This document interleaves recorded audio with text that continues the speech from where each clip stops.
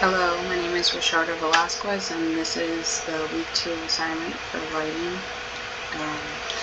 Starting the project, it's automatically going to load into the morning scene, and if I press N, it's going to switch to the night, going back to N for morning.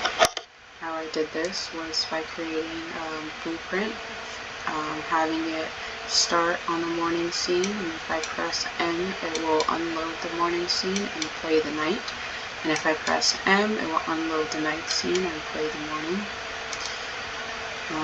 How I started out with making the scene was by putting in the atmospheric lights in here, all of these, and going in individually and re-tuning each one. The skylight is for the light intensity for the overall scene. And then for the sky atmosphere, I mostly played with the Rayleigh and the me scattering. The Rayleigh is for changing the light color, and the me is for the absorption, or it will diffuse the light and absorb the light that's in the scene. I kept them relatively low since it is a morning scene and it automatically comes out a little bit brighter. And then for the post-processing, well, I added some volumetrics, but not as much, so it wasn't too cloudy.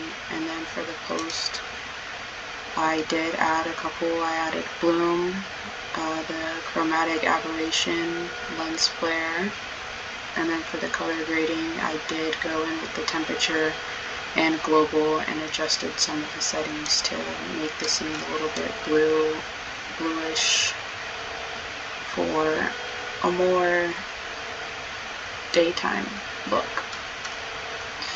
And then going into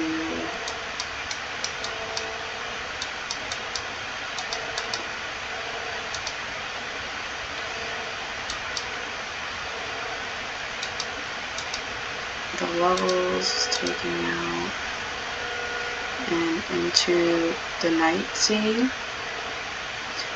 There is a little bit more volumetric fog in here just to help make a difference between the scenes. For this scene, I did add a little bit more of the Rayleigh and the absorption because I wanted to absorb most of the light to make it feel more dark, and I changed the color. For the post-processing,